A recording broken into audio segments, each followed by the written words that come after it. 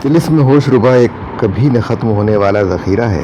اگر اردو انشا پرداز اس طرف متوجہ ہوتے تو انہیں بے شمار نقوش، تصاویر، تلمیحات پر دسترس ہوتی اور ان چیزوں سے مصرف لے کر وہ اپنی تصنیفوں کو سجا سکتے۔